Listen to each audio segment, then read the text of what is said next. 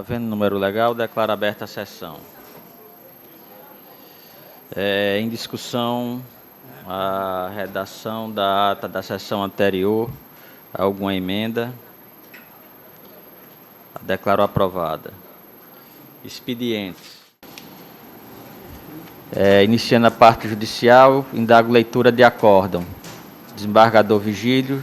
Eu tenho o mandato de segurança 2014, 19795, agravante Amanda Ramos de Santana, advogada Isabela Smith de Araújo Lira, impetrada é a governadora do Estado do Rio Grande do Norte, então, o ente público é o Estado do Rio Grande do Norte, que o relator foi o desembargador Saraiva Sobrinho e eu fui o designado redator para o acórdão. É aquele caso da publicação da convocação, não apenas no Diário Oficial, apenas essa matéria, e eu quero que Vossa Excelência encaminhe no sentido da polir do acórdão. Há alguma observação à redação do acórdão? Então, aprovado à unanimidade. Mas há alguém com leitura de acórdão que não tenha sido comunicado previamente? Pronto. Processos da pauta. Dando preferência ao mandato de segurança, tendo em vista, em atenção aos nossos colegas que estão aqui, foram convocados especificamente para o mandato de segurança, eu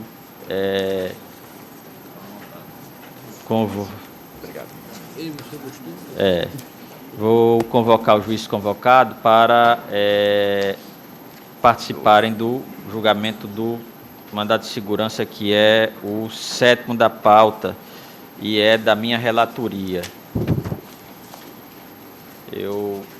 Antes de passar a presidência ao desembargador Amauri, que averbaram suspeição, desembargador Cláudio Santos, que não encontra presente, desembargador Expedito, também não encontra presente, desembargador João Rebouças, Saraiva Sobrinho, desembargador Dilermano, desembargadora Zeneide e o juiz Jarbas Bezerra.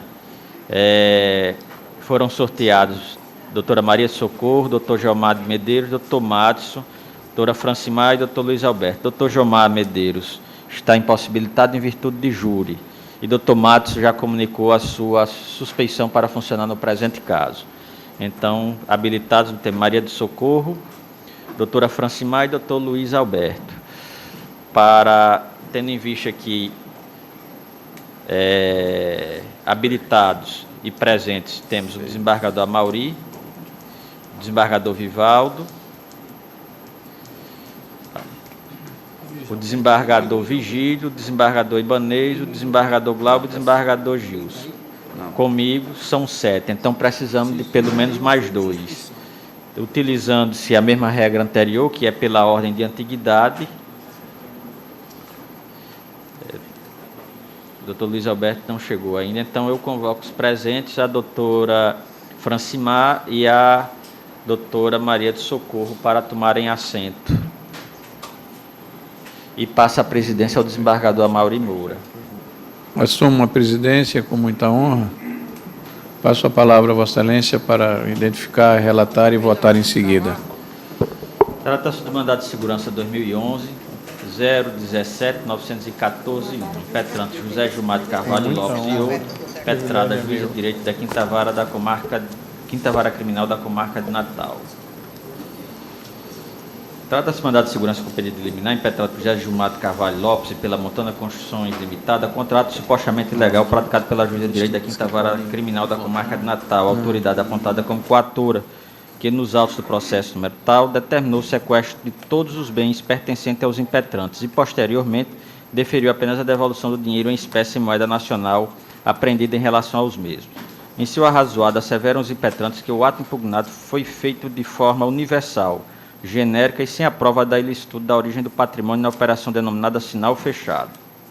Pontua que, estando prejudicados na sua subsistência da família, bem como na administração da empresa, requereram a restituição dos bens e o desbloqueio do sequestro, ou, alternativamente, a redução da constrição para tantos bens quanto para garantir o prejuízo suportado pela Fazenda Pública, face aos supostos ilícitos investigados na ação penal, onde emanou a ordem de sequestro, sendo o pleito deferido apenas parcialmente, cujas decisões foram proferidas em 18 de 11 de 2011 e 1º de 12 de 2011. E alegam que interpuseram apelação da referida decisão. Contudo, em virtude de não ter o referido recurso efeito suspensivo, manejará a presente ação, tendo em vista que o bloqueio de seus bens estava impossibilitando a continuidade de suas atividades comerciais, por não poderem dispor livremente dos mesmos para o cumprimento das obrigações assumidas com fornecedores, empregados e com adquirentes das unidades habitacionais construídas pela empresa. Aduzem que vários clientes da empresa não podem registrar a compra das unidades habitacionais acima mencionadas nos cartórios competentes, em razão da constrição, o que vem causando desprejuízo, vez que não podem adimplir seus compromissos contratuais, além de abalar a imagem social da empresa, pondo em risco a continuidade de sua atividade empresarial no ramo da construção civil. Discorrem acerca da possibilidade de atribuição de efeito suspensivo à apelação criminal, vez que a decisão hostilizada traz prejuízos graves e de difícil separação, conforme a jurisprudência que cita. Sustenta que a decisão atacada é teratológica e foi proferida em total arrepio aos princípios constitucionais da presunção da inocência, da proporcionalidade e da razoabilidade pela generalidade de não guardar simetria com o dano apontado, além de inexistirem provas da origem ilícita do patrimônio. Apregou que, envolvendo a operação sinal fechado, mais de 30 denunciados e sendo o prejuízo apontado pelo Ministério Público de aproximadamente 30 milhões, deveria a Constituição recair somente sobre o imóvel descrito no documento de folha 54 e 54 verso. Ao final, pugnam pela concessão em limite da segurança para atribuir efeito suspensivo à apelação criminal interposta contra a decisão de sequestro dos bens no processo já referido, determinando o desbloqueio e a restrição destes até o ulterior julgamento, ou, alternativamente, para que seja aceito como garantia do juízo o imóvel descrito no documento de folhas 11 com desbloqueio dos demais bens. No mérito, requerem a concessão em definitivo da segurança, confirmando-se a liminar já deferida. Confirmando-se a liminar requerida. Instruem o pedido os documentos de folhas 12 e 193. Em decisão exarada, as folhas 195 e 201, o desembargador João Rebouças, então plantonista, deferiu parcialmente a liminar pleiteada no que toca ao item B da exordial, atribuindo efeito suspensivo à apelação criminal, limitando-se à indisponibilidade dos bens dos impetrantes ao imóvel descrito na certidão expedida pelo 6º ofício de nota de Natal. Posteriormente, os autos foram distribuídos à juíza convocada Berenice Capuchu. Mediante expediente de folhas 212 e 220, interpôs o Ministério Público agravo interno da decisão concessiva da liminar. Após averbarem suspeições de desembargador Adécio Silvino e Saraiva Sobrinho, vieram os autos redistribuídos. Em decisão coligida das folhas 236 e 231, reconsiderei a decisão concessiva da liminar, mantendo-se o deciso proferido na inferior instância. O juiz Acó prestou informações de folha 235. Os impetrantes adentraram com agravo regimental com a decisão de reconsideração, requerendo que retornasse o status quo ante, a fim de que fosse restabelecido o efeito suspensivo da apelação criminal interposta contra a decisão de sequestro de seus bens, com o desbloqueio e a restituição destes, com exceção do bem dado em garantia até o julgamento do apelo. Juntaram documentos e, em decisão de folhas 351 e 357, foi dado provimento monocrático agravo regimental interposto pelos impetrantes para restringir a indisponibilidade dos bens ao imóvel descrito na certidão expedida pelo 6º cartório de ofício de notas da capital. O Estado e o DETRAN apresentaram defesa do ato coator, as folhas 361 e 366, suscitando em sede liminar o não cabimento do writ pela impropriedade da via eleita, por não ser ela teratológica e não incorrer em abuso de poder, além de contrariar a súmula 2007 do STF. No mérito, sustenta que a medida de bloqueio decorre de investigação da prática de crimes contra a Fazenda Pública decorrente da operação sinal fechado, tendo sido a denúncia recebida pelo juiz Acó ante fortes indícios de materialidade do delito contra os investigados, em fato de investigação criminal. Acrescenta que fundou-se a medida cautelatória em robusto indício de autoria delitiva, nos termos do artigo 134 e 137 do CPP, o que afasta a alegação de presunção de inocência, a qual visa garantir em eventual condenação o ressarcimento pelos supostos danos causados, cujo quanto ainda é desconhecido. Afirma o trocínio não caber o pedido alternativo circunscrito à limitação de disponibilidade de apenas um bem imóvel, por estar a decisão atacada devidamente fundamentada, devendo prevalecer o interesse público para posterior ressarcimento dos danos causados, normalmente quando não se sabe com exatidão o valor do bem imóvel oferecido ao bloqueio, ressaltando, por fim, que a decisão sobre o vergasto observou o princípio da legalidade do livre convencimento.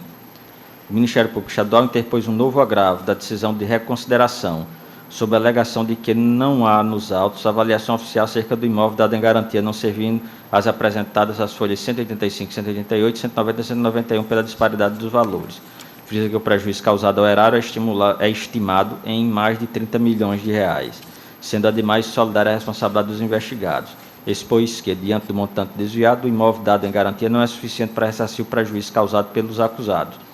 não podendo ser concedida a liminar pela impossibilidade de mensuração da responsabilidade dos impetrantes na fase em que se encontra o processo criminal em curso na primeira instância, requerendo assim que não seja emprestado efeito suspensivo ao recurso, nem liberado os bens sequestrados na referida ação penal. Pelo acordo de folhas 391 e 395, foi conhecido e desprovido por este colegiado o agravo regimental interposto pelo Ministério Público.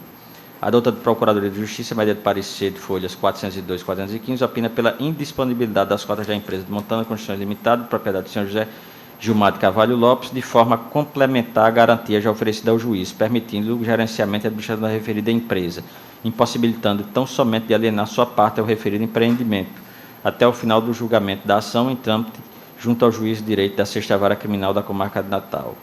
As folhas 417 e 418 foram solicitadas informações complementares ao juiz Acó, que restou cumprido as folhas 421 e 423. Por fim, o juiz convocado Nilson Cavalcante afirmou suspeição para atuar no presente auto, sendo feito redistribuído ao desembargador Vivaldo Pinheiro. Contudo, em razão de ter cessado o período de substituição, entendeu o então relator que os autos deveriam retornar à minha relatoria, conforme despacho da folha 428, e isso é o que importa relatar, senhor presidente. Em discussão, relatório. Aprovado. Com sustentação, Vossa Excelência tem a palavra e dispõe de 15 minutos regimentais. Excelentíssimo senhor presidente, desembargador Amaury Moura, eminente relator, desembargador Armilcar Maia, senhoras e senhores desembargadores, eminente procurador-geral de Justiça, doutor Rinaldo Reis. No livro Resolvi Contar Tudo, de Herbert Spencer, há um prefácio do advogado Francisco Honório de Medeiros Filho, em que ele, num dado momento, diz que a cada um de nós é ofertada a opção entre ser o concreto que doma o rio ou a folha que a correnteza leva. E basta analisar a trajetória do impetrante para se constatar que ele fez a opção por ser o concreto que doma o rio, por ser senhor de seu próprio destino. De modo que, aos 7 anos de idade, começou a trabalhar juntamente com seu avô. E, sem que percebesse, ele estabeleceu, nesse momento, seu primeiro negócio com a vida. Trocou a infância pelo trabalho, a fase lúdica pelos compromissos. Passou, desde então, a frequentar feiras livres e tornou-se preso a elas até a maioridade, quando ingressou na aeronáutica. Na aeronáutica, trabalhava o seu turno e mais o turno de seus colegas para poder ganhar um dinheiro a mais.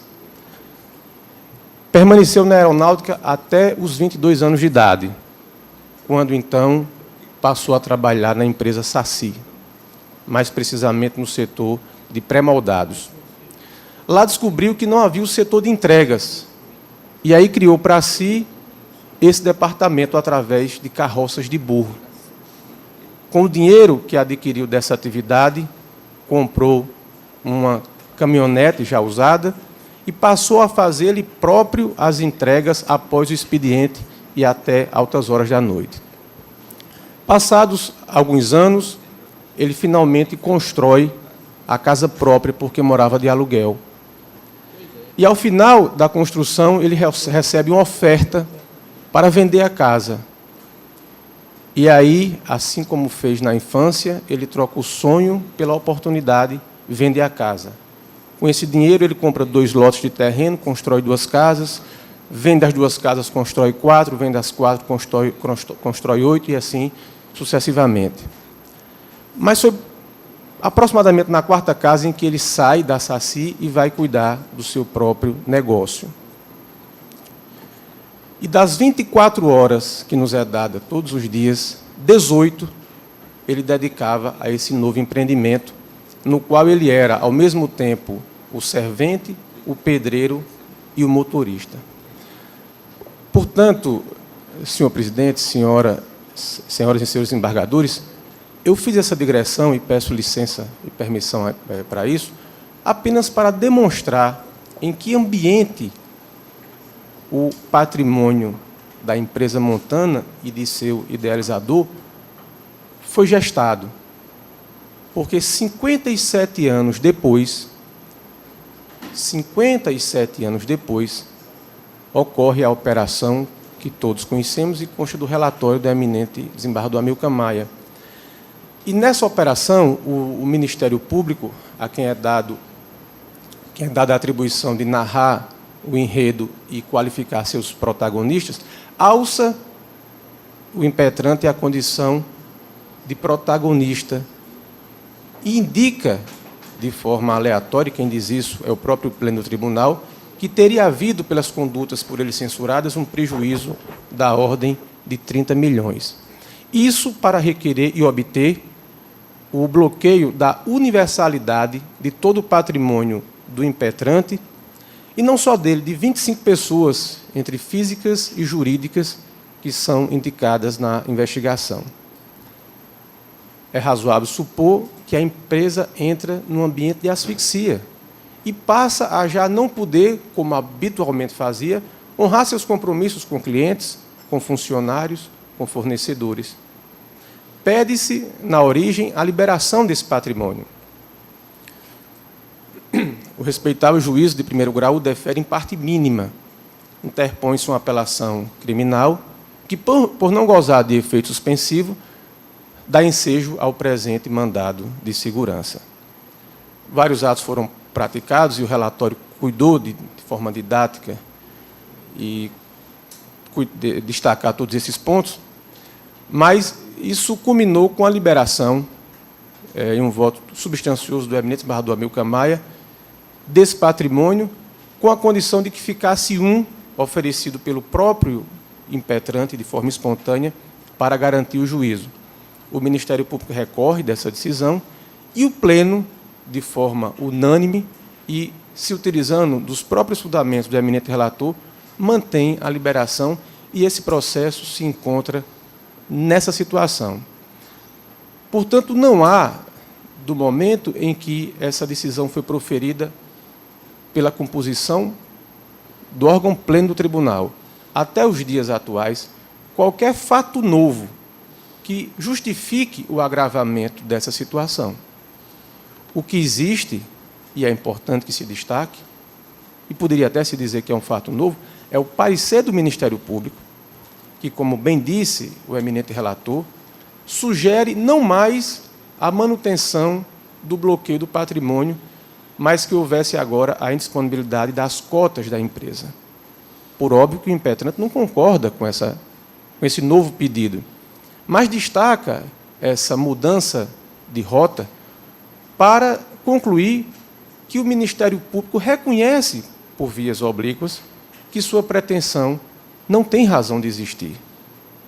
Talvez nunca tenha tido, mas trabalhando com um cenário mais modesto, no mínimo, o Ministério Público passou a reconhecer que já não há hoje ambiente para o que pedia inicialmente. Apenas para destacar, naquilo que interessa ao julgamento, a lucidez do voto do eminente relator, que foi mantido pelo Pleno, eu peço venha para ler, porque não teria como reproduzir com o mesmo brilho que disse o eminente desembargador Amilcar Maia, o seguinte trecho. Apesar de o parquet ter apontado prejuízo ao erário no valor de aproximadamente 30 milhões, relativo às condutas criminosas deflagradas na operação Sinal Fechado, a verdade é que não se sabe ainda qual o teor do prejuízo suportado pelo Estado.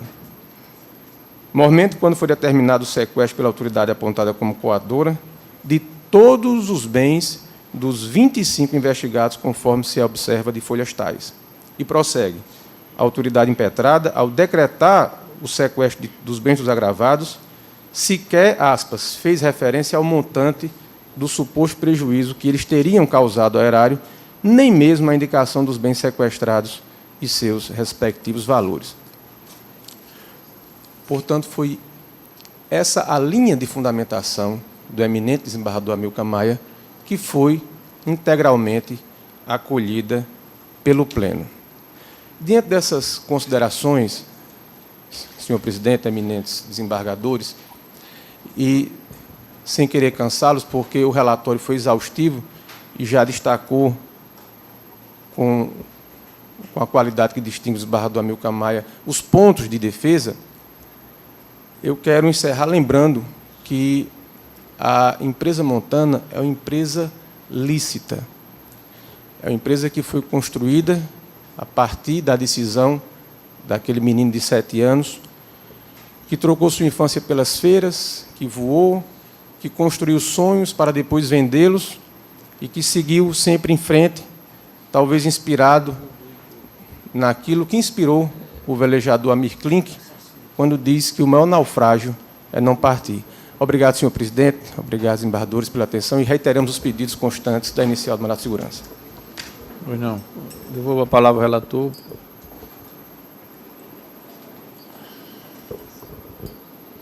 Para proferir seu voto.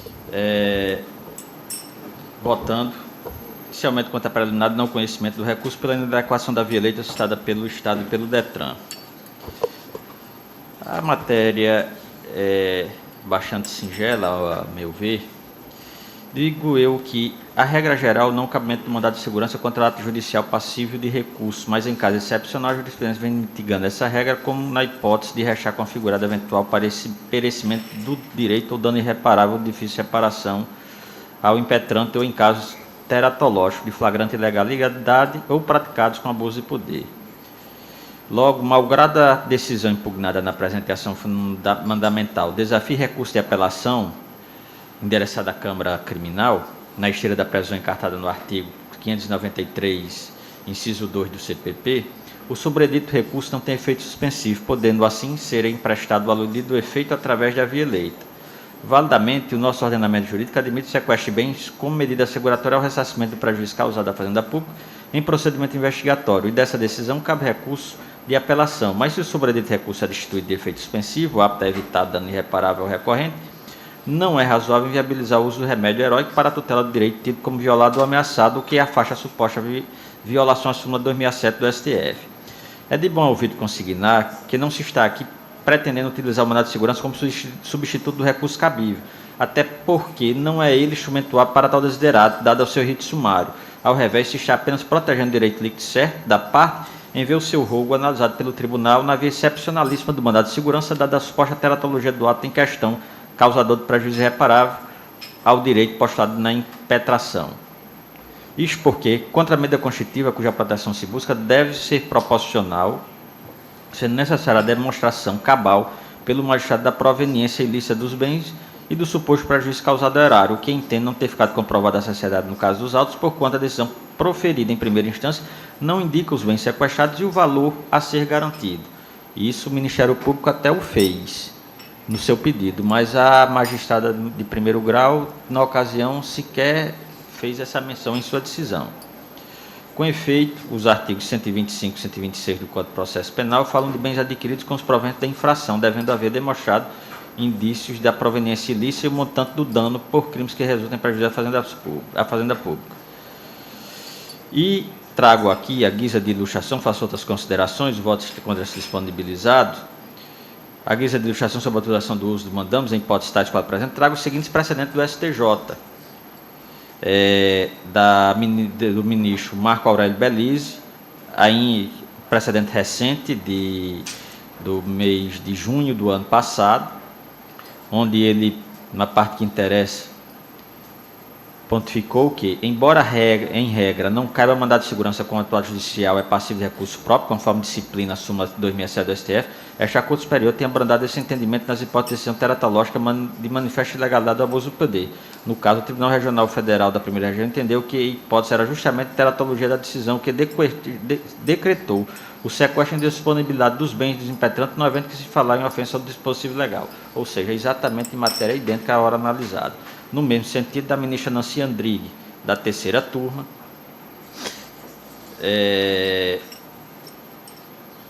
e especificamente da nossa Corte de Justiça, tem o mandado de segurança 2013-003331, dígito 5, desse próprio pleno da relatoria do desembargador Cláudio Santos, onde, em matéria idêntica, Sua Excelência conheceu da ação mandamental sobre matéria semelhante à hora analisada. Portanto, exposto sem opinamento ministerial, o meu voto é pelo não acolhimento da preliminar sob enfoque. Coloco em discussão a preliminar do desembargador Vivaldo Pinheiro como vota. Desembargador Vigílio. Desembargador Ibanez. Desembargador Glauber. Desembargador Gilson. Doutora Francimar. Doutora Maria do Socorro. Proclama a unanimidade rejeitada a preliminar do termo do voto do relator. Quanto ao mérito, senhor presidente, busca os impetrantes a concessão da segurança para atribuir efeitos suspensivos de apelação criminal interposta quando a decisão de sequestro de seus bens nos autos processos número tal, determinando, em consequência, o desbloqueio e a restituição deste até o ulterior julgamento ou, alternativamente, para que seja aceita como garantia do juízo, o imóvel descrito nas folhas 54 e 54 versos com desbloqueio dos demais bens. Faço aqui a referência ao agravo já julgado e, adiantando, digo que, de fato, a medida constitutiva sobre vergacha deferida no pedido de busca e apreensão da apelação criminal já referida, proposto pelo Ministério Público Estadual, não é precisa quanto ao montante do suposto prejuízo causado ao erário, nem indica os bens sequestrados e o valor a ser garantido. Logo, revestindo a decisão impugnada de caráter genérico, entendi por bem liberar os demais bens bloqueados no juízo de origem pertencentes aos impetrantes, de modo a ficar a constituição apenas no imóvel dado em garantia, assegurando assim a estrita observância aos princípios da proporcionalidade e da razoabilidade. Daí porque, após a interposição de vários regimentais, revendo o meu posicionamento anterior, entendo que a concessão da medida liminar requerida pelos impetrantes é a mais correta, de forma a atribuir efeito suspensivo à apelação criminal interposta, restringindo a disposição dos bens dos horas agravantes ao imóvel descrito e caracterizado na certidão expedida pelo 6º cartório de ofício de nota já com marca de Natal, consoante as folhas 54 dos autos. Para o parqueio, não existe nos autos qualquer avaliação oficial acerca do imóvel, dado em garantia, não servindo, no seu entendimento, as avaliações apresentadas pelos impetrantes para comprovar o real valor do bem, sobretudo diante da disparidade verificada entre as avaliações feitas. Contudo, além de ter sido extinta a ação de execução fiscal em referência, porque essa ação de execução fiscal, ela acarretava uma restrição sobre o imóvel apontado. Só que, na realidade, o que houve?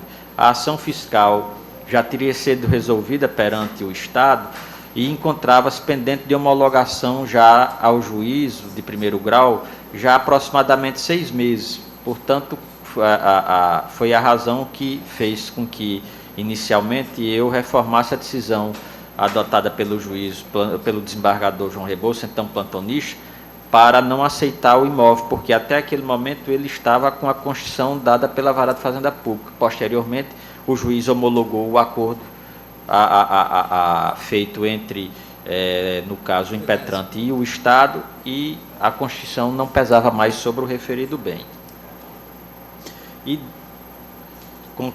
continuando, digo que, além de ser extinta a ação de execução, movida pelo Estado do Rio Grande do Norte em desfavor da montana Constituição com consequente cancelamento do registro de penhora do imóvel, acima descrito, há nos autos 2 laudos de avaliação concluindo pelo valor venal do imóvel, situa-se entre 3.929.000 e uns quebrados e 2.313.000 e mais algumas 640.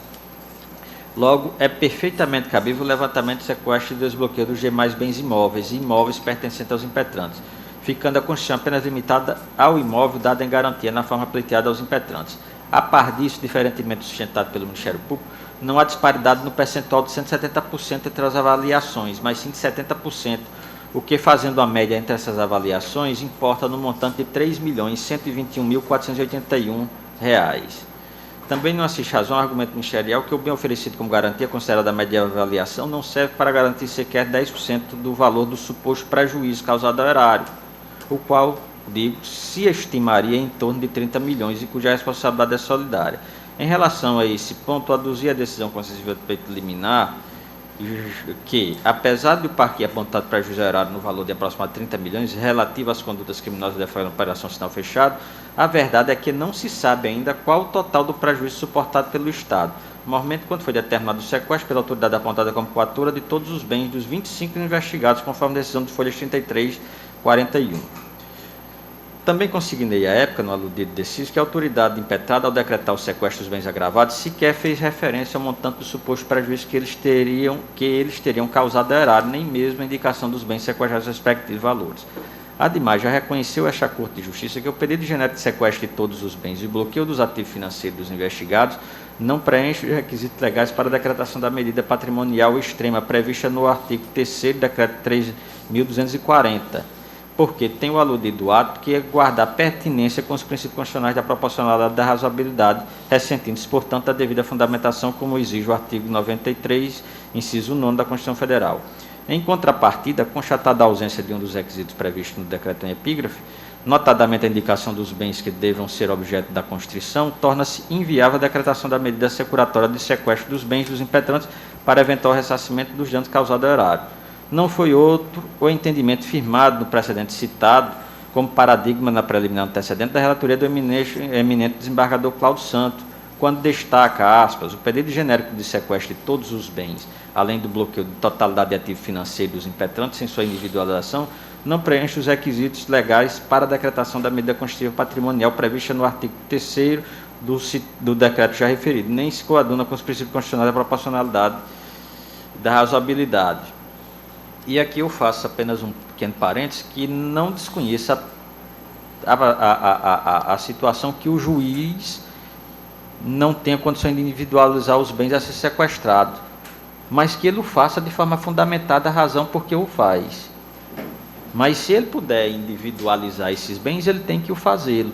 Mas é possível, por exemplo, que ele determine o sequestro de valores depositados em conta corrente de uma empresa ou de uma pessoa física, todos os valores. Ele não tem como identificar o montante exato, mas nem se ele vai atingir a necessidade do fim da decisão. Nessa forma, ele pode até fazer essa indicação, mas a justificativa deve estar presente, o que não houve com todas as vênias no presente situação. E eu trago aqui precedente da ministra Laurita Vaz, da 5ª turma, a respeito da matéria. E a própria Corte de Justiça, competente para julgar a apelação contra a decisão, que aqui eu ressalto, principalmente que não estavam presentes, a doutora Maria do Socorro e a colega também não participou das discussões iniciais, a doutora Francimar, é que a discussão adotada pelo Pleno restringiu-se à possibilidade de atribuir efeito suspensivo à decisão, não adentrando-se no mérito a ser decidido pela Câmara Criminal a respeito da própria validade ou não do sequestro. E a Câmara Criminal, a competente para julgar a apelação, ao fazê-lo no processo 2012-018-154-1, analisando a medida liminar, inclusive da mesma operação, analisando a medida, na mesma operação, interposta por João Olímpio de Maia Ferreira Souza, pronunciou-se nos seguintes termos. Embora o artigo 4º do Decreto-Lei 3.240 de 41 permita a constituição sobre totalidade dos bens do acusado, o artigo 3º do diploma exige que para a decretação do sequestro, além da presença dos indícios veementes da responsabilidade, a indicação dos bens que devem ser objeto da medida. Isso na apelação criminal já referida, da relatoria do doutor Gustavo Marinho, então juiz convocado, julgado em 21 de 5 de 2013. Neste contexto, eu entendo que a decisão mais consentânea com o nosso ordenamento jurídico é a concessiva do defeito suspensivo, a apelação criminal interposta pelos impetrantes diante da situação fática narrada e das provas coligidas aos autos, de modo que fique a indisponibilidade de seus bens limitada ao imóvel descrito caracterizado na certidão já mencionada, expedida pelo 6º cartório de ofício de notas de Natal. Por oportuno, cumpre consignar que, não obstante tal conclusão, nada impede que o órgão ministerial possa renovar o pedido de sequestro de bens dos acusados, mediante a demonstração do perfacimento dos requisitos legais, observando as disposições contidas no Decreto 3.240, o surgimento de provas mais abalizadas sobre o real montante, a inexistência de bens dos demais denunciados, a própria sentença criminal, quando se houver, pode também amparar o título, mas pode ser renovada. A decisão desta Corte não impede qualquer renovação por parte do Ministério Público da medida pleiteada.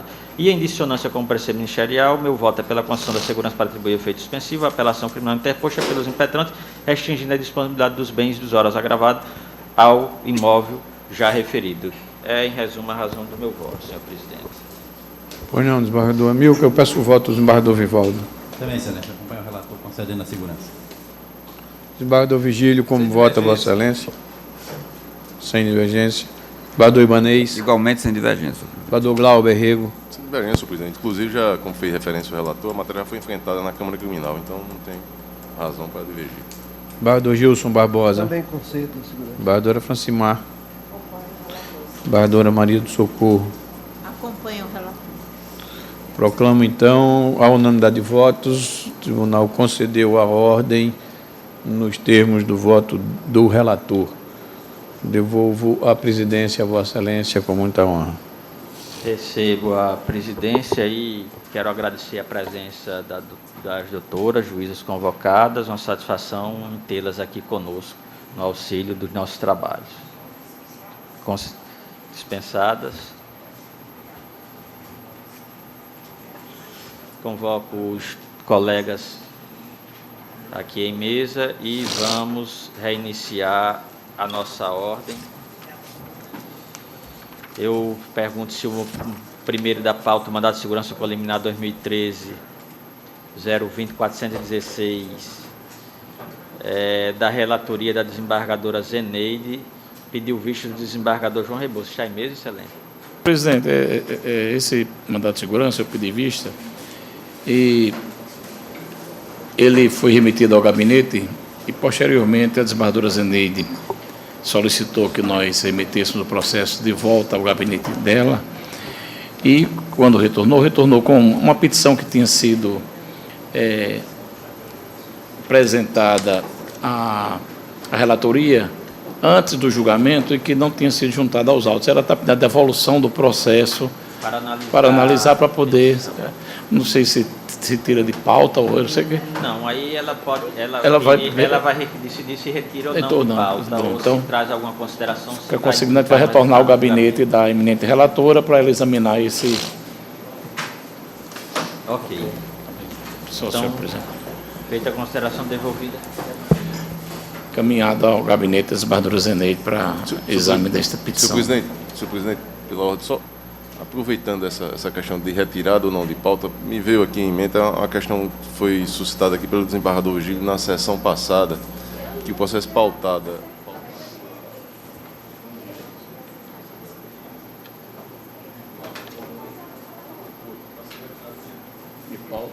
E aqui o que nós temos feito, essa retirada de pauta, Vossa Excelência disse, seria do relator. Mas não, quem decide é o pleno, mas né? é o seguinte, o que o desembargador João Rebouças fez referência é porque foi uma petição. Essa petição não foi levada ao conhecimento da relatora antes dela trazer em mesa o processo. Então, ela tem que ter conhecimento da petição com o processo.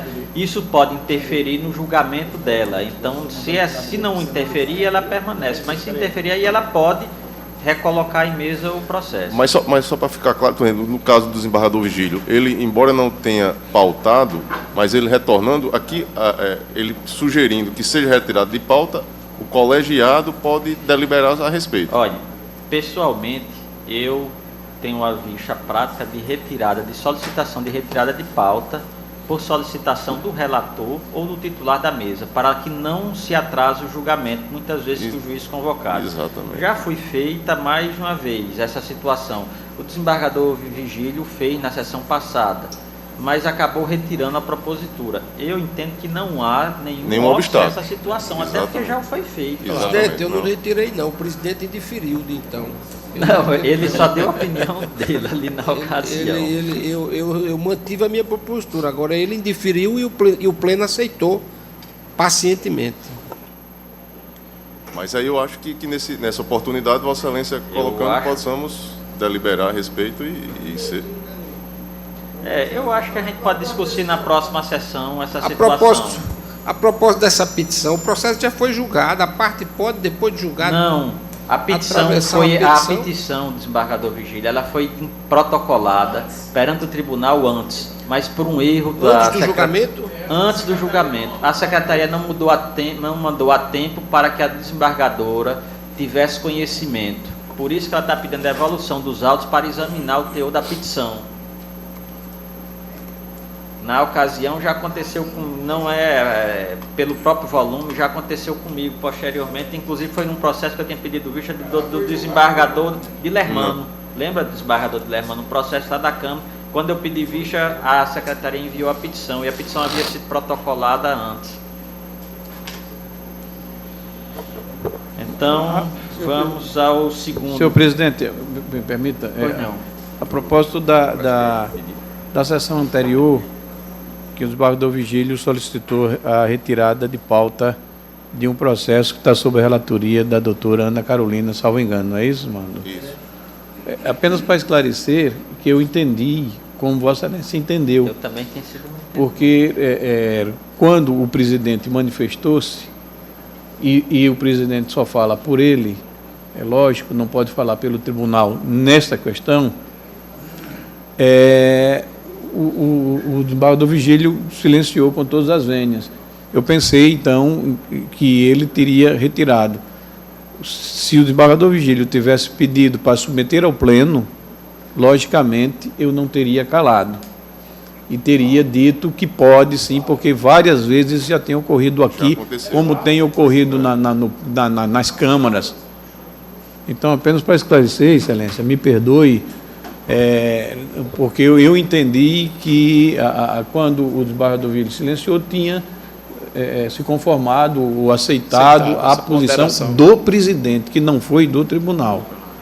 Se a Excelência tivesse dito, vamos submeter à corte, porque a corte é que tem que decidir, naturalmente eu não teria calado, por óbvio. Essa representação apenas para esclarecer, representação para a Excelência. perda de graduação, é? É a Mas 4, é? Pode já pedir. Porque já tem ocorrido isso. Sim, isso é uma praxe nossa. Essa louca já está Então eu não fui chamado a votar. Não fui chamado a votar. Então vamos prosseguir aqui, que aí no momento oportuno, se for o caso, a Corte delibera. O segundo, que foi um pedido de vista da minha relatoria, não está em mesa. Até porque preferi trazer com a Corte mais completa, que a matéria é interessante. O desembargador, um pedido de vista no processo do desembargador Saraiva, que tem um precedente da vossa relatoria. Não mesa. O terceiro é um pedido de vista do desembargador Saraiva, sobrinho no processo do desembargador Vigílio. Está em mesa? Senhor presidente, está em mesa e eu estou acompanhando no total o desembargador relator, mantendo a decisão pela concessão, aliás, pela expedição da certidão requerida.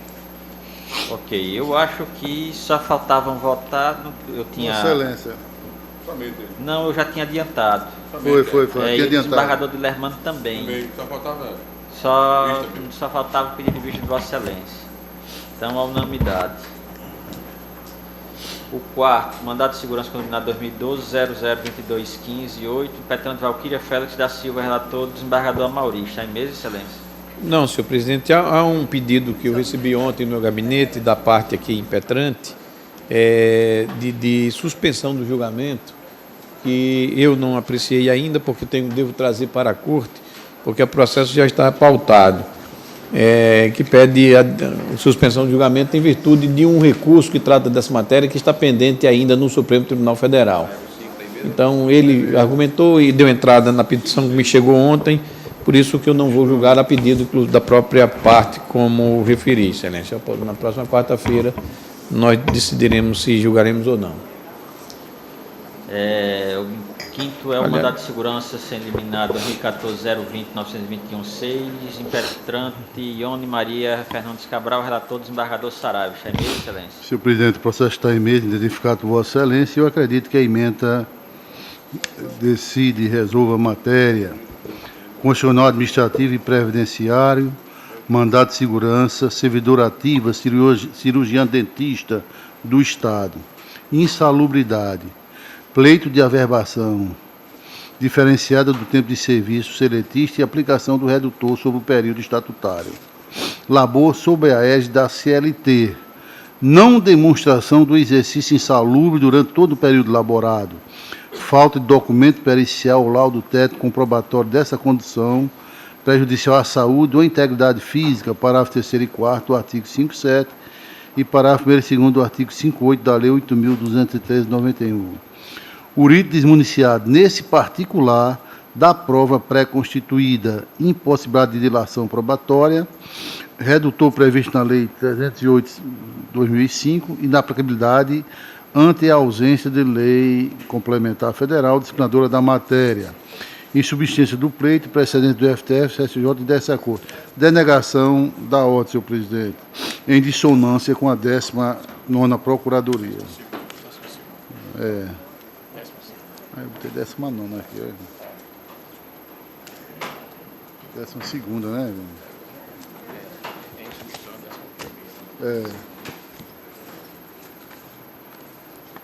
Esse é o 5º, né, Vitória? Divergência à conclusão do relator. Nenhuma à unanimidade. Seguinte. O mandado de segurança combinado 2014-022-646-3. Elano Cantilho de Medeiros. Está em mesa, desembargador Saraiva? Está em... 2647. Ok, amigo. Está em mesa, senhor presidente, partes identificadas, que eu acredito que também a emenda resolve. Constitucional administrativo, mandado de segurança, servidor público médico, licença e prêmio por assiduidade. Indeferimento administrativo embasado no decreto 23.627 de 2013. Inaplicabilidade diante da declaração expressa do chefe imediato que da ausência de prejuízo funcional com afastamento do servidor. Continuidade do serviço público não ameaçada. Preenchimento do requisito legalmente exigido pela revisão da regência, direito líquido certo evidenciado, precedente desta Corte, concessão da ordem em consonância com a 12ª, em substituição à 11ª Procuradoria. Alguma observação? Matéria, inclusive, decidida já nessa Corte. O precedente Bardou Amauri, inclusive. E o precedente... Vossa Excelência está concedendo... Estou concedendo a segurança para que ele usufrua. Todos acompanham? A unanimidade. Desembargador Vigílio, o 8º, o 9º e o 10º da vossa relatoria, que é o mandado de segurança, são os mandados de segurança 2014-0068-861, o 2014-012-732-3 e o 2013-012-0395, todos têm como impetrado o secretário de Administração dos Recursos Humanos do Estado do Rio Grande do Norte. Eu indago se são a mesma matéria. Não, excelência, não. Um é acumulação de cargos, então, o outro é servidor que foi promovido e quer implantação. Então pronto, era só isso, porque eu imaginei... Eu acho que a emenda pode ajudar. O primeiro, esse que é de André Pinto. Esse eu digo o seguinte, presidente. Mandado de segurança, acumulação de cargos profissional da área de saúde por servidor público convicto no Estado e no município de Natal. Restrição do artigo 131, parágrafo 2º da Lei Complementar Estadual 122/94, a carga horária de 60 horas semanais. Violação de direito líquido e certo, previsto na Constituição Federal. Compatibilidade de horários como único requisito estipulado pelo Constituinte. Não mais exige a correlação de matérias, não é? A Constituição agora só pede a compatibilidade de horário. Declaração incidental de inconstitucionalidade, arquivamento do processo administrativo. Eu estou concedendo a segurança e estou dizendo o seguinte: é claro que o artigo 37, inciso 16, a linha C da Constituição Federal, assegura a ocupação entre 2 cargos por profissionais da saúde, no qual se encaixam da impetrante, desde que haja compatibilidade de horário. Excedeu apenas a 10%, ela tinha 60, o limite seria 60, ela tem 70. Só que esses 10% é em função de plantões. Então, nós temos precedente aqui do desembargador Saraiva Sobrinho, do desembargador Dilermando, do desembargador João Rebouça e do desembargador Amauri, que eu cito todos eles, senhor presidente.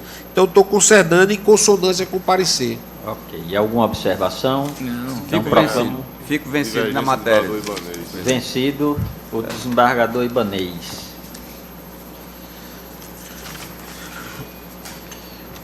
O seguinte é Márcio Nunes de Gomes Melo, excelência. Senhor presidente, eu digo o seguinte: promoção de policial militar, patente subtenente. Quer dizer, ele foi promovido administrativamente. Ausência de implantação dos vencimentos devidos.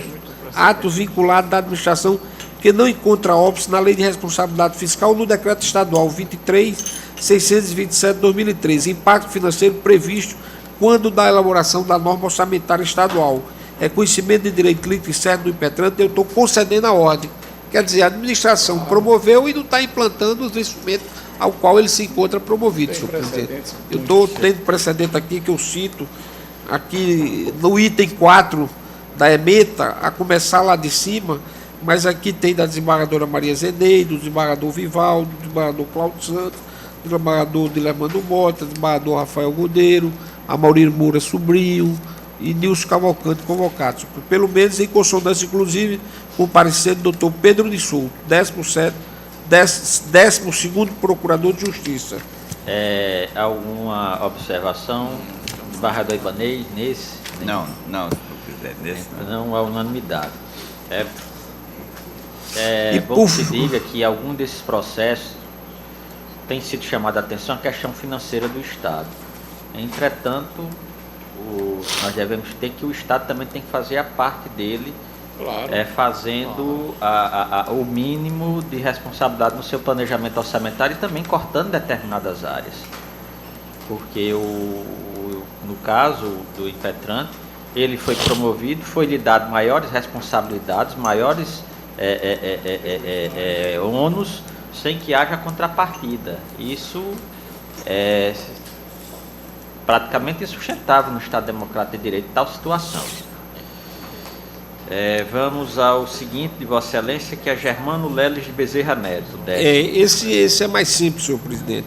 Aqui eu apenas estou mandando que a administração, no prazo de 60 dias, conclua o processo administrativo 24.613/2013, número 1, no que de respeito, eu estou acolhendo eu rejeito uma preliminar de inépcia da inicial, né, e inclusive eu faço em dissonância com o parecer do doutor Arlindo Brito. Eu também acolho uma prejudicial de decadência, mas no mérito eu estou apenas mandando que a administração, no prazo de 60 dias, aprecie o processo administrativo de exoneração do impetrante. É isso, praticamente, a conclusão do voto. Alguma observação? A unanimidade. 11º Mandado de Segurança Coliminar 2013-0093-940. Impetrante Laílson Laurentino dos Santos. É o impetrante impetrado do Governo do Estado do Rio Grande do Norte e secretário de Administração de Recursos Humanos, relator do desembargador Gilson. Está em mesa? Está em mesa, sim. A mim me parece que a simples emenda é razoável e o voto foi disponibilizado. Constitucional e administrativo, mandado de segurança coliminar, policial militar, preliminar de ilegitimidade passiva suscitada pela governadora, então governadora do Estado, acolhimento, autoridade que não detém competência funcional para o fim que se busca no RIT, mérito, direito à percepção dos vencimentos correspondentes ao novo enquadramento decorrente de promoção à graduação de terceiro sargento especialista, motorista, possibilidade, omissão da autoridade coatora em implementar o novo cargo para o qual o impetrante fora nomeado e o subsídio correspondente nos termos das tabelas do anexo 1 da LCE 463/2012, afronta ao princípio constitucional da legalidade precedente do Superior Tribunal e deste colegiado, direito líquido e certo configurado, recebimento dos valores retroativos a partir da impetração, súmula 269 do Supremo Tribunal Federal, efeitos patrimoniais após o trânsito em julgado, concessão parcial da segurança. Voto disponibilizado. Alguma observação, algum esclarecimento ao voto do relator? Então, proclamo a unanimidade. O 12º Mandado de Segurança Coliminar 2014-022-1786, impetrante Maria da Conceição Araújo, impetrado do Governo do Estado do Rio Grande do Norte, relator também desembargador Gilson. Mesa? Em mesa, sim. Este mandado de segurança também foi disponibilizado, o meu voto, e a emenda é razoável para o entendimento. administrativo e constitucional. Mandado de segurança, concurso público para provimento do cargo de técnico de enfermagem. Aprovação de candidato dentro do número de vagas previsto no edital para a respectiva região. Prazo de validade do certame expirado. Direito subjetivo à nomeação. Violação à lei de responsabilidade fiscal não configurada. Artigo 19, parágrafo 1º, inciso 4 da Lei 101/2000. Despesa oriunda de decisão judicial. Concurso público que pressupõe natural e prévio exame de dotação orçamentária. Precedente do Superior Tribunal e deste colegiado. Concessão da segurança, confirmando a liminar. Consonância com o parecer da 20ª Procuradoria de Justiça em substituição legal à 6ª. Precedentes. Indago se há alguma dúvida quanto à conclusão do relator. Então, proclama a unanimidade. Não há mais mandados de segurança em pauta, vamos aos feitos que independem de pauta. E se os senhores me permitirem, eu gostaria até de fazer uma pequena alteração. Para dar mais celeridade, em vez de estar chamando cada classe, eu chamaria o desembargador pela ordem de antiguidade, ele submeteria todos os processos. Desembargador Amaury, com a palavra. Ok, excelência. Eu tenho um conflito de competência, negativo de competência, em que suscitante o juízo de direito da 5ª Vara Civil da Comarca de Natal e suscitado o juízo de direito da Vara Única da Comarca de São José de Mipibu, entre partes Banco Itaú Card e José Marcos Gomes Nascimento. Eu digo o seguinte: trata-se de conflito negativo de competência em que figura como suscitante o juiz da 5ª Vara, como já disse, suscitado o juiz da Comarca de São José do Mipibu. O juiz suscitante relata que o juízo suscitado determinou a redistribuição da ação de reintegração de posse número tal em função da conexão desta com a ação revisional número tal que tramita no juízo suscitante. Defende com esteio no artigo 103 e 105 do Código de Processo Civil a reunião dos processos. Contudo, esclarece que o juízo suscitado ficou prevento para o processo e conhecimento de ambas as demandas, pois se nos autos da ação reintegratória o réu compareceu voluntariamente aos autos, dando-se por citado, na forma do parágrafo 1º do artigo 214 do CPC, resta caracterizada a prevenção daquele juízo, porquanto o artigo 219 do CPC assenta que torna-se prevento o juízo onde primeiro se perfectibilizar a citação válida. Pede, ao final, ser reconhecida a competência do juiz suscitado para o processo e julgamento de ambas as demandas. A 20ª Procuradoria de Justiça opinou pelo reconhecimento da competência do juiz da 5ª Vara da Comarca do Natal, suscitante para julgar as demandas é o relatório, senhor presidente. Em discussão, relatório. Aprovado. Eu estou aqui, senhor presidente, sucintamente, provendo o conflito para reconhecer a competência do juízo suscitado, qual seja o da Vara Única da Comarca de São José de Mipibu. A conexão entre as duas ações é patente. Uma é revisional de contrato, as duas discutem exatamente o mesmo contrato, cláusulas do mesmo contrato. São aqueles contratos de financiamento bancário. A conexão é evidente e ambos os juízos reconhecem isso. A divergência é quanto à questão da citação para efeito de tornar prevento o juízo. Muito embora o juízo suscitante tenha despachado primeiro no sentido de determinar a citação, no outro processo que tramita perante a comarca de São José do Mipibu, a parte compareceu espontaneamente, então deu-se por citada.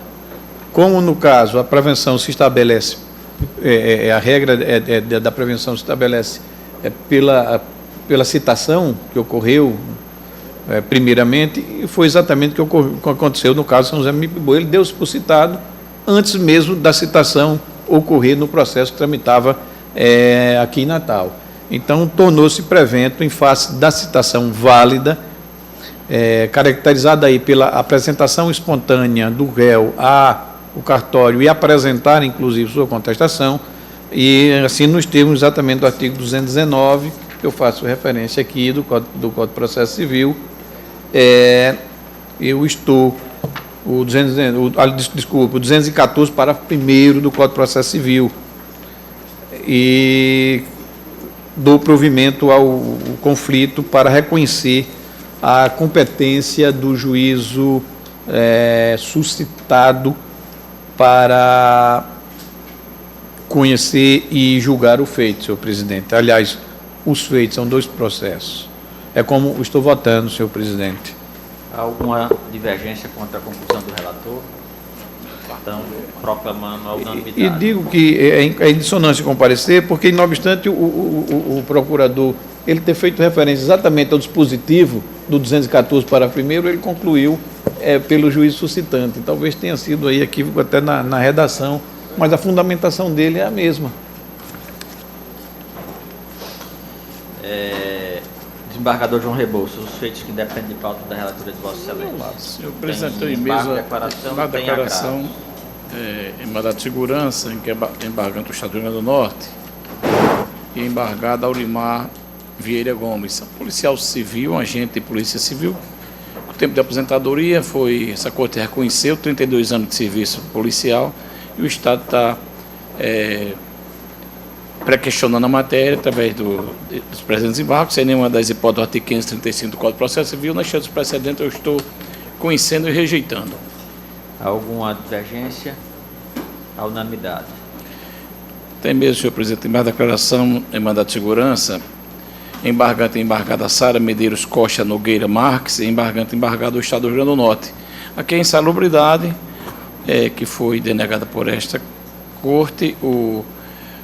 A impetrante do mandato de segurança, a hora embargante aqui também está querendo rediscutir a matéria, adequar a decisão aos interesses dela, e o Estado também pré-questionando a matéria. Eu estou rejeitando ambos os embargos, como eu estou votando, na esteira dos precedentes. Algum esclarecimento, alguma divergência? A unanimidade de votos. Tem o último emenda, senhor presidente, um agravo regimental em mandato de segurança. Agravantes Antônio Josélio de Souza e Francisca Nidé da Silva. Gravado é o Estado. Aqui é a adequação do subsídio ao novo posto militar conquistado por meio de promoção. E aqui a discussão, desembargador Ibanez, Vossa Excelência gosta muito dessa matéria, de quem seria a autoridade apontada como coautora para implantar esse novo subsídio do policial. Eu digo auto coator praticado pelo comandante-geral da Polícia Militar, autoridade que, por meio de boletim geral, promoveu a graduação, sem, contudo, permitir a tramitação do processo de implantação dos vencimentos respectivos. Então, estou mantendo a decisão com esse fundamento. Para o comandante. Ok? Algum esclarecimento? Só, senhor presidente. Obrigado. Então, a unanimidade. Desembargador Vivaldo, algum feito que dependa de pauta em mesa? Desembargador Saraiva, com a palavra. Senhor presidente, eu tenho 2 agravos regimental, mas queria inicialmente parabenizar Vossa Excelência por essa mudança de rotina. É muito bom, realmente esgota logo de cada colega e esse ping-pong se acaba. Eu espero que seja sedimentada essa Sugestão. Aí eu não garanto. Mas me parece que todos concordaram com essa mudança de sistemática. Mas o primeiro, senhor presidente, agravo regimental e mandado de segurança, agravante sindicatos auditores fiscais do Rio Grande do Norte. E o agravado, no caso aqui, presidente da 2ª Câmara Civil do Tribunal de Justiça. Eu estou, senhor presidente, conhecendo e desprovendo esse mandado de segurança por 2 motivos. Porque, na verdade, aqui foi uma aplicação de multa pela reiteração do pedido, matéria conhecida da Corte, e o mandado de segurança deveria ter sido impetrado contra a Câmara, apenas o presidente responderia. Então, nesse particular, eu estou entendendo que a parte é ilegítima, seguindo o precedente da Corte, até com o desembargador Ibanez. E também pela inadequação da via eleita, eu digo que é uma medida passiva de recurso especial, com pleito cautelatório, utilização do mandamos como sucedâneo recursal, abstrainte aplicada com efeito em dispositivo de lei inserida no critério subjetivo do órgão julgador, não demonstração de desiderato e exaurimento das vias ordinárias, matéria submetida ao colegiado por 2 outras vezes, ausência de legitimidade ou teratologia, então inadequação da via eleita, conhecimento e desprovimento. É agravo regimental. Mandado de segurança. Alguma observação, alguma dúvida? Então, a unanimidade. Mas tem mais um, não tem, excelência? Senhor presidente. O seguinte, senhor presidente, é agravo interno em embargo de declarações, mandado de segurança, agravante Estado do Rio Grande do Norte e agravado Ranulfo Alves de Melo Filho. Também matéria muito simples.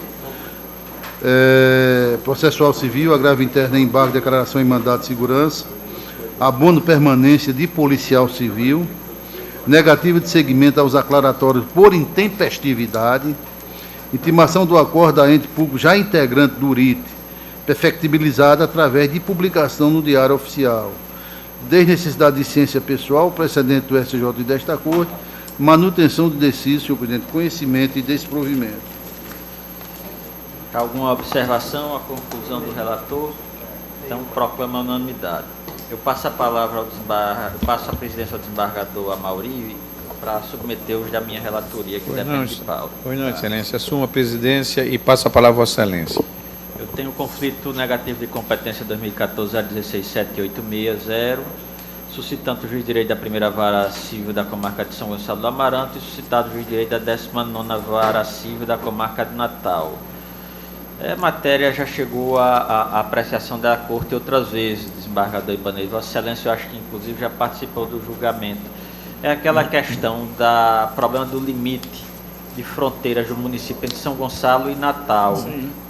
Que aí temos uma lei estadual que estabelece esse limite, que é exatamente a divergência quanto à localização, a situação do imóvel objeto da demanda. E eu, nessa situação, tendo em vista os precedentes aqui da Corte, que eu trago, o desembargador Vigílio Macedo tem um precedente aqui que eu faço a citação nos autos, e concluo do mesmo sentido em reconhecer a competência do juízo suscitado para derimir a matéria, que é o da 19ª Vara Civil da comarca de Natal. Ok. É como vota, Vossa Excelência? Indago da Corte se há alguma divergência. Proclamo, então, os termos do ato do relator. Ainda tem, Excelência? Tem. O agravo interno no mandado de segurança 2015-000-1015, agravante Edemar Brasil Produções Limitadas.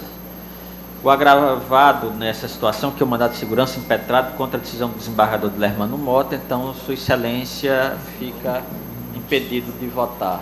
Ok. Anotado o impedimento do Dilermano Mota.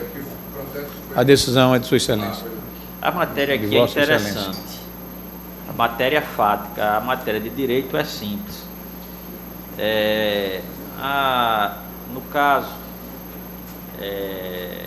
uma moça foi convidada para participar daquela antiga gincana do Faustão, gincana de televisão. Nessa situação, ela sofreu um acidente e fraturou, acho que, se não me falha a memória, a perna ou o pé. Foi preciso submeter alguns procedimentos médicos de tratamento e pediu que fosse custeado, e como ela ficou impossibilitada de trabalhar, também pediu uma pensão à produtora. Foi arbitrado pelo juiz de primeiro grau, houve o agravo para o tribunal, que foi distribuído ao desembargador Dilermano. O desembargador Dilermano entendeu que não havia perigo nem receber o agravo na forma instrumental e transformou o agravo retido, que estabelecia a pensão e o custeio inicial, tendo em vista a situação de, digamos, a necessidade dessa pessoa em questão, e levando-se em consideração o poderio das empresas que estavam, digamos assim, no polo passivo daquela ocasião, que era uma empresa produtora, a Endemol Brasil Produções Limitada, uma empresa, parece-me até que era da Argentina, coisas que as grandes contratam empresas de fora do Brasil, e a própria Rede Globo. E, se não me engano, o peticionado, a pensão estabelecida foi em R$ 2.500 inicialmente. E se insurge a agravante em Endemol no mandado de segurança, exatamente contra a decisão do desembargador Dilermano, que transformou esse agravo em retido. E eu liminarmente indeferi a inicial, porque não havia nenhuma teratologia na decisão do desembargador Dilermano, tomada na ocasião. Fiz com base em vários precedentes aqui que eu trago a citação, ministro Carlos Meira, Cacho Meira,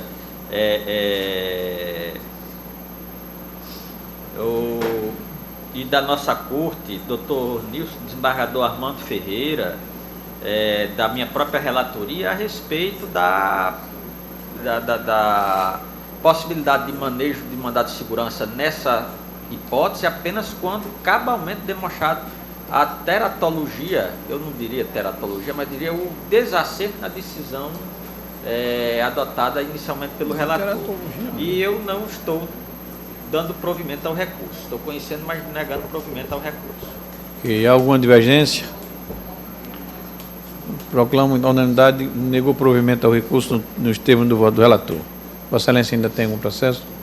Tenho mais não, Excelência. Eu devolvo a presidência de Vossa Excelência. Recebo a presidência, indago, desembargador Dilermano, algum feito? Não tem. Desembargador Vigílio, feito que independe de pauta. Não tem. Desembargadora Zeneide, feito que independe de pauta. Desembargador Ibanez. Tenho, senhor presidente. Com a palavra. Tenho 2 agravos regimentais em ação civil originária que tratam da mesma matéria.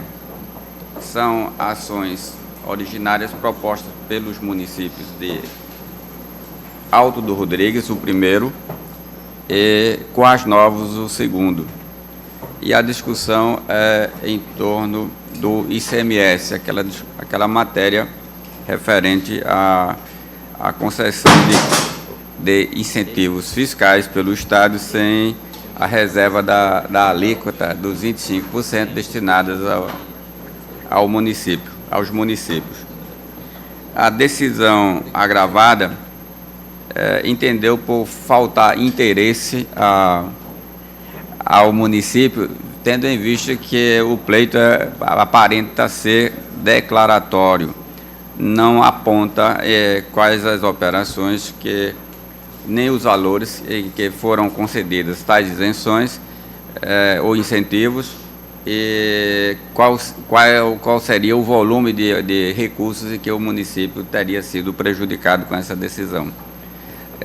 Daí o agravo regimental em que ele alega que deixou para apresentar esses valores em fase de liquidação. Então temos aí essa matéria discutida, estou identificando porque há divergência de entendimento na Corte a respeito desse posicionamento que eu defendo, que precisaria a parte demandante, o município, indicar as operações realizadas pelo Estado com incentivo, principalmente porque alguns dos decretos que às vezes são indicados já fazem a ressalva de que o incentivo não alcança os 25% do imposto destinados a repartilhar com o município.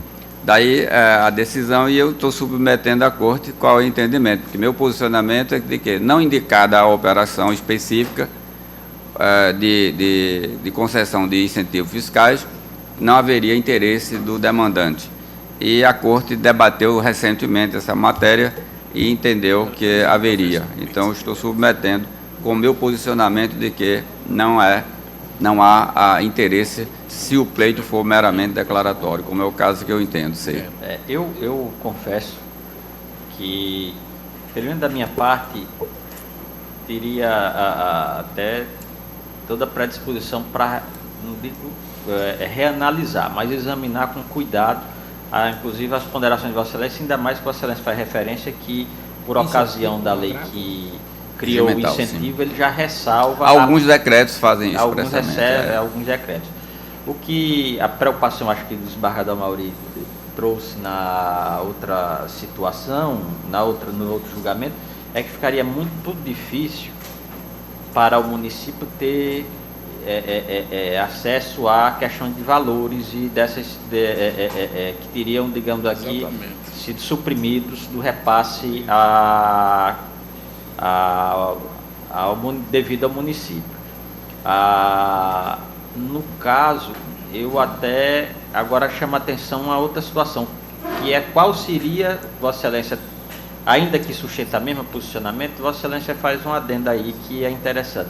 É que alguns desses incentivos não seriam devidos. Ele diria que pelo menos apontar quais seriam os incentivos que seria necessária a compensação. Seria isso que Vossa Excelência está sustentando, pelo que eu entendi, em resumo, não é isso? Essa é a explicação. No caso específico, não há a indicação desses decretos que concederam com ou sem reserva dos 25% do município.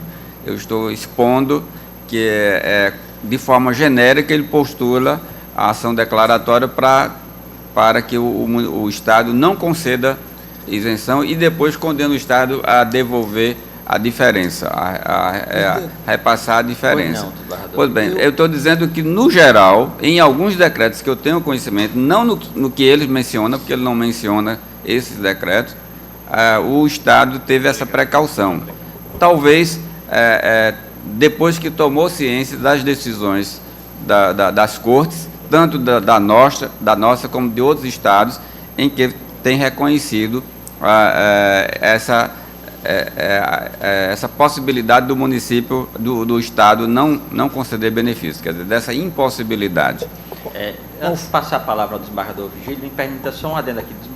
Vossa Excelência entendeu, não é, desembargador Amauri? Entendi. Ele está com relação à identificação específica do decreto objeto do incentivo. Inclusive, o advogado de um dos processos esteve em meu gabinete, o doutor Felipe Macedo Dantas, falando disso, que se apressou, admite que se apressou em postular, em dar entrada na ação, já deixando para apresentar esses números, esses valores, na fase de execução. Eu disse, doutor Felipe, mas primeiro eu tenho que reconhecer esse ponto. Desembargador Vigílio, com a palavra. Eu queria saber, porque a ação primária é uma ação declaratória.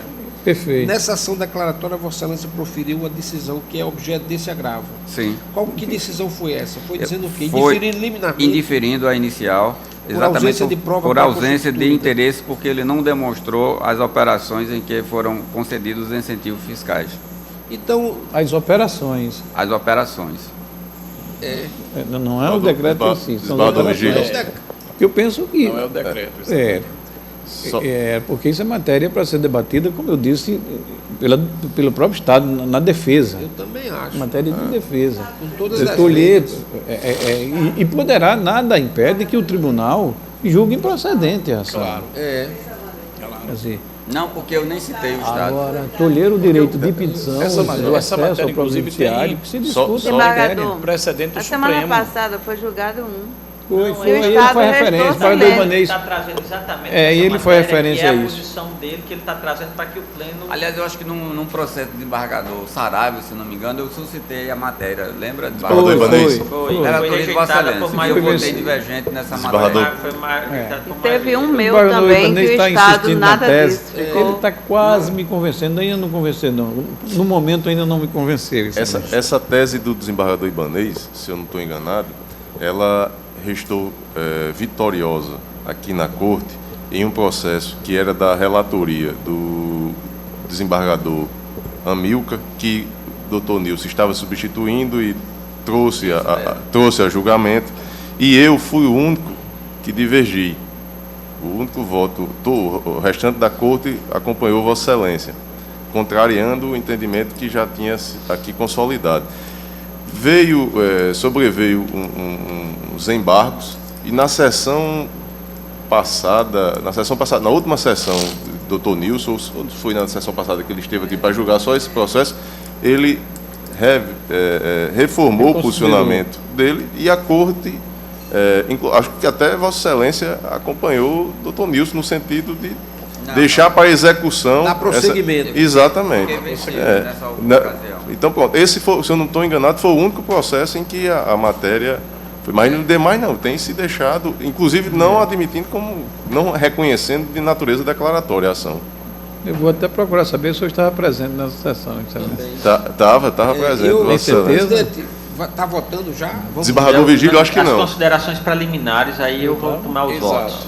Ele Alguma consideração de alguns dos senhores? Eu vou continuarei com os votos. Desembargador Ibanez, Desembargadora Zeneide. Mantém a decisão do desembargador Não, Glauber. Glauber. Vai manter. Eu como disse... Não, desculpe, desembargador Glauber. Como eu disse, senhor presidente, a matéria ela foi enfrentada aqui de forma oral, não teve um voto escrito, assim, como certamente o fez o desembargador Ibanez. Eu tenho o meu posicionamento divergente do dele, mas eu quero, inclusive, a questão da discussão da natureza da ação, se é simplesmente declaratória ou não. E esse é o entendimento que o desembargador Ibanez está trazendo aqui. Então, ele certamente o fez da forma que lhe é peculiar, né? Com bastante cautela e cuidado. Eu vou pedir vista e trago já o meu voto escrito, certamente e provavelmente em sentido oposto. Deixe-me... todos aguardarão o voto de É um vista. decreto de bondade do governo, em detrimento dos municípios. Nós temos, desembargador João Rebouças, fez várias considerações a esse respeito em julgamento anterior, desembargador Amaury também. A questão inclusive que o próprio município, em algumas situações, foi beneficiado por esses decretos. Na realidade, o que a gente discute era até o limite de isenção que poderia ser dado nessa situação. Senhor presidente, eu estou aqui com o recurso extraordinário do Supremo, o número 726-333 da Paraíba, a ministra Carmen Lúcia. Aqui na tela, dia 4 de junho de 2013. Sua Excelência, ela é cirúrgica. Ela diz aqui que, com relação a essa discussão, ela diz que a ministra Carmen Lúcia, julgando um recurso extraordinário sobre a matéria, ela diz: não merece acolhida data vênia a alegação de que o direito do município estaria condicionado ao efetivo ingresso do tributo no erário estadual, porque apenas esse momento é que estaria a existir como receita pública. Ora, mesmo que se faça transite ao largo da assertiva estampada no acordo recorrido, segundo o qual não há postergação do pagamento do ICMS, mas sim repasse do produto da arrecadação aos agentes financeiros, ainda assim não assistiria razão ao Estado recorrente. E ela cita Aliomar Balieiro, segundo a clássica lição de Aliomar Balieiro, receita pública é a entrada que é integrante ao patrimônio público sem qualquer reserva. Pois é, mas ela diz que independe. Depende da entrada do ingresso. Claro. Então vamos aguardar o voto de vista do desembargador Glauber, que deverá trazer considerações a respeito da natureza específica da ação e poderemos aprofundar a discussão. Sim. Lembrando, desembargador Glauber, uma coisa, que Vossa Excelência fez referência aí, a questão foi feitas considerações apenas oralmente, trará o voto escrito. Na realidade, no processo no colegiado do nosso tribunal, ele tem natureza eminentemente oral e não por escrito. Inclusive, antigamente, o processo era relatado oralmente, depois de votado era que era lavrado a cópia. Exatamente. Mas, em virtude da demanda de serviço hoje, inclusive para facilitar a pesquisa, se preparam os votos inicialmente escritos, para facilitar e ficar nos anais, nos processos, mas o voto no colegiado ele é eminentemente não, eu não desconheço isso, senhor presidente. Eu apenas eu entendi. Eu só eu deixo registrado é porque a matéria ela é bem peculiar e pode até ser que o desembargador Ibanez esteja com a razão. Eu não tenho os autos aqui, nem está disponibilizado também a questão do seu voto aqui. Então, por conta disso é que eu entendo essa referência apenas porque eu convivi com um tribunal antigo que era desse jeito. E Vossa Excelência fala com conhecimento de causa, porque quem inaugurou esse tipo de procedimento, trazendo os votos escritos, só foi o desembargador Deogênio Maia. Não foi ele? Foi Caio? Foi. Que ele começou a trazer os votos escritos na Câmara Criminal. Não foi nem o desembargador Caio. Eu tenho a impressão que foi o desembargador Deusdete. Não, foi não. Inclusive, porque realmente dinamizou mais. Na Câmara Criminal era tido como uma prática não muito, digamos assim, salutar. Ortodoxa. A trazer o voto escrito, porque você podia imaginar que o relator não fez, não examinou os autos detalhadamente. Na Câmara. Exatamente o contrário. Não? Exatamente. E atrasava, porque ia para a redação, né, de acórdão, quer dizer, naquela época, 11 vamos 11 desembargadores com vários votos, e demorava para voltar ao relator para ele assinar esse acórdão, né? E vamos Quer dizer, fazer ele referência que redigir naquela época não e tinha assinar. redação, não tinha questão de assessoria para redação dos acordos. Eram feitas pelo próprio desembargador. Era. E Alguns muitas vezes até faziam manuscrito. manuscrito. É verdade. Pois eu tenho a impressão que tenha sido desembargador Deusdedit. Não. Desembargador Ibanez, tem mais algum? Não, só esses dois. Desembargador Glauber. Presidente, um regimental em mandado de segurança número 2014, 023-538, distrito 3. Agravante Jerônimo Linhares Braga, advogado Dr. José Luciano Fiuza Rodrigues. Agravados, governador do Estado e secretário estadual de Educação e Cultura. Senhor presidente, aqui eu indeferi liminarmente o mandado de segurança por entender que havia a ausência de prova pré-constituída e que, nestes termos, a demanda deveria ser proposta na via ordinária. E aí sobreveio aqui o regimental e ele traz a argumentação de que, inclusive, os pleitos são de progressão e promoção. Ele tem 2 vínculos com o Estado.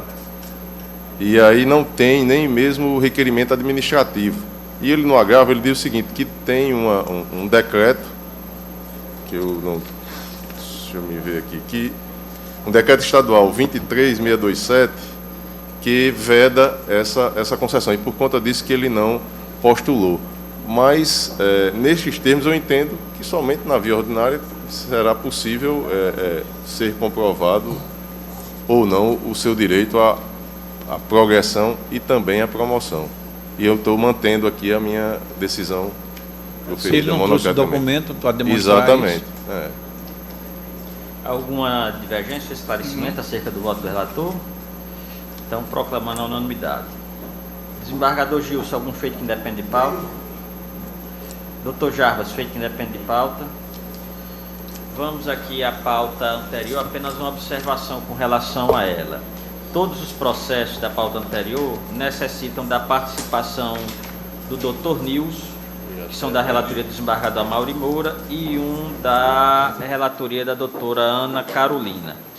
Nesse caso, o Dr. Nilson avisou que virá na próxima sessão, até porque tem um processo de sua excelência, depende da participação do desembargador Expedito. Por essa razão, ele deixou para vir quando o mesmo estivesse presente. E a doutora Ana Carolina também comunicou que se fará presente na sessão do dia 4 de março. O primeiro da pauta do dia não poderá ser julgado em virtude da ausência justificada do desembargador Expedito. O segundo é da relatoria do desembargador Nilson, como já informado anteriormente. Terceiro e quarto, idem. Quinto, embargos da execução 2014-016, 9.857, da relatoria do desembargador João Rebouça, revisor do desembargador Vivaldo. Em mesa. Está em mesa, senhor presidente. A execução embargante ao Estado do Rio Grande do Norte, embargada ao município de Natal, que diz respeito à cobrança da TLP, taxa de iluminação pública, e que o Estado alega o não cumprimento do devido processo administrativo. Inclusive, eu trago aqui à colação alguns precedentes sobre essa possibilidade. Transcrevo o artigo 142 do Código Tributário e cito aqui um precedente do ministro Hermes Benjamin, primo do nosso presidente. Ele diz que nos tributos com lançamento de ofício, a ausência de prévio processo administrativo não enseja nulidade da certidão da dívida ativa, porquanto cabe ao contribuinte o manejo de competente processo administrativo caso entenda incorreta a cobrança tributária, e não ao fisco que, com observância da lei aplicável ao caso, lançou o tributo. E com base neste precedente, e cito outro do ministro Humberto Martins, também na mesma esteira, cito alguns outros precedentes do Superior Tribunal. Senhor presidente, a emenda um pouco grande, por isso que eu estou pedindo permissão para não ler. Cito deste tribunal, da relatoria do desembargador Expedito, do Supremo Tribunal Federal, sobre a legalidade da cobrança da taxa de iluminação pública e estou julgando improcedente os embargos, senhor presidente. É como eu estou... Julgando improcedente. Improcedente, desprovendo. Alguma divergência do revisor, alguma observação? Você acompanha. Então, proclama a unanimidade. O sexto, ação penal originária 2013-0124829, que tem como réu Antônio Gomes de Amorim, relatoria do desembargador Saraiva Sobrinho. Em mesa, excelência? Não, senhor presidente, as partes não foram devidamente intimadas, não está em mesa. Ok. Sétimo. O sétimo, que são os embargos infringentes, que estão, desculpe, até desembargador do Lermano, é porque eu tinha 2 processos em mesa. O sétimo, que são embargos infringentes 2014-026-0056, esses embargos não estão em mesa, tendo em vista que a matéria que ele versa é sobre aquela questão da capitalização. Tendo a decisão agora do Supremo, e tendo em vista que ainda está havendo um debate da nossa Corte a respeito de como encaminharmos o julgamento, eu não estou colocando, estou aguardando a situação com muita prudência. Da decisão aqui, para saber como vamos encaminhar. O oitavo, que é a ação de execução fiscal 2013-019-6428, que é da minha relatoria, está em mesa e eu passo a presidência ao desembargador Amauri. Pois não, senhor presidente, assuma a presidência e passa a palavra à Vossa Excelência. O processo é simples e temos precedente nesta Corte, que vem a ser sobre a taxa de limpeza pública. E eu digo na ementa, basicamente o seguinte: tributo, execução fiscal, IPTU, taxa de limpeza pública, imóvel pertencente à Sociedade de Economia Mista Estadual, Datanorte, exceção de pré-executividade, preliminar de legitimidade passiva de causa, rejeição, prejudicial de prescrição, acolhimento, feito distribuído inicialmente a juiz incompetente, nulidade da ordem de licitação proferida pelo juiz incompetente, decurso de prazo prescricional, conforme dispositivo do Código Tributário Nacional, extinção dos créditos tributários, execução fiscal extinta com resolução de mérito precedente desta Corte, que eu cito aqui a exemplo da minha própria relatoria, do desembargador Rafael Godeiro, acerca da matéria, e é esse o meu voto, senhor presidente. Desembargador revisor, Lermano Mota, algum destaque? Indago da Corte, alguma divergência? Não, minha parte não. Proclamado a unanimidade de votos, no termo do voto do relator. Devolvo a presidência a Vossa Excelência. Receba a presidência e chamo a ação rescisória 2013-001207. Não tem mesa. Desembargador Lermano, não mesa. Embargos infringentes 2014-010-4435, Banco BMG embargante, relatoria do desembargador Virgílio Macedo, revisão do desembargador Ibanez. Em mesa, excelência. Tem capitalização também.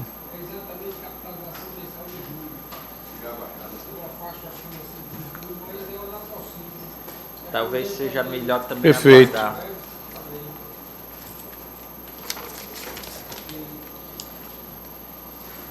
É bom que se diga, desembargador Vigílio, para que não haja assim até os Apenas advogados... registrar que ele está... Não, peraí, não, isso aí não. Apenas que ele estava em mesa, não é, e não foi julgado para, a exemplo do que Vossa Excelência fez.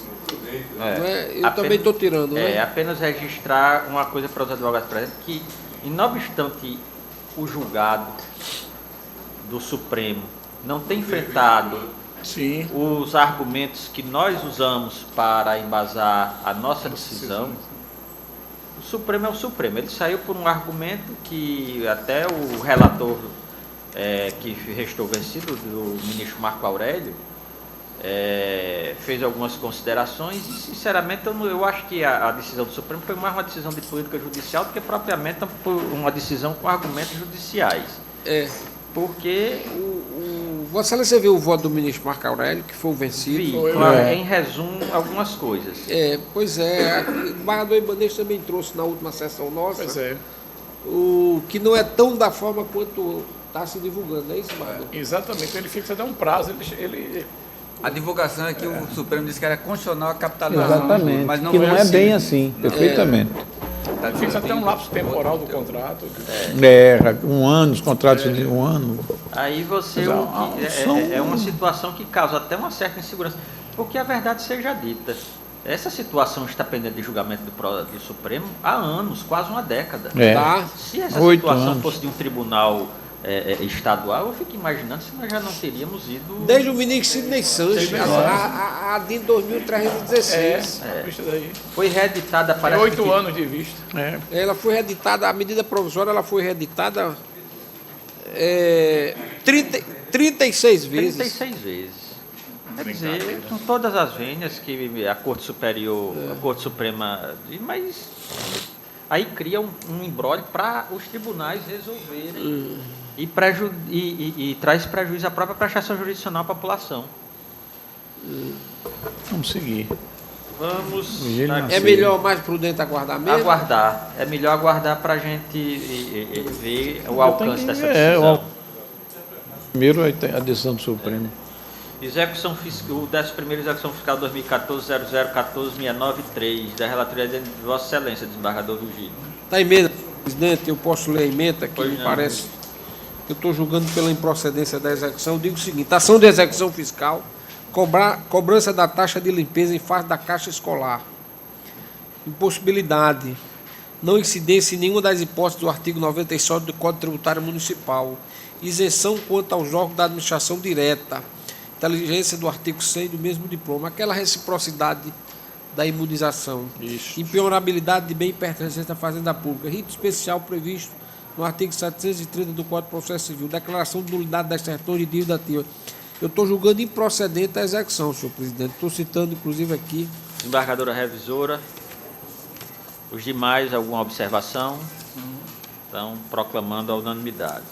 O 12º também é da relatoria de Vossa Excelência, desembargador Virgílio. Embargo de execução 2014-016-3752. Senhor presidente, embargo de execução e mandado de segurança. O embargante é o Estado do Rio Grande do Norte, procurador Dr. Antônio Roberto.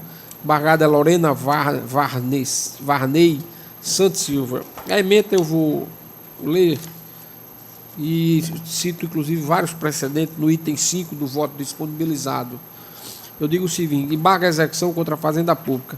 Execução de multa combinatória fixada no acordo, em decorrência de descumprimento da obrigação de fazer imposta no título, alegada a ausência de descumprimento do provimento judicial pelo ente público, impossibilidade, comprovada a inércia no cumprimento da obrigação, após regular intimação, descabida por parte do caso do ente público, a alegação de enriquecimento sem causa da embargada, multa decorrente de descaso do próprio Estado em cumprir ordem desta Corte, pedido revisional dos valores obtidos a título de extrainte, por violação aos princípios da proporcionalidade e da razoabilidade, inviabilidade, verificação de excesso de execução, procedência parcial dos embargos à execução. É como eu estou votando, senhor presidente. Revisora também acompanha alguma observação, alguma consideração? Então, proclamando a unanimidade. Qual o valor da multa, desembargador Virgílio? Ao valor da multa. Da multa.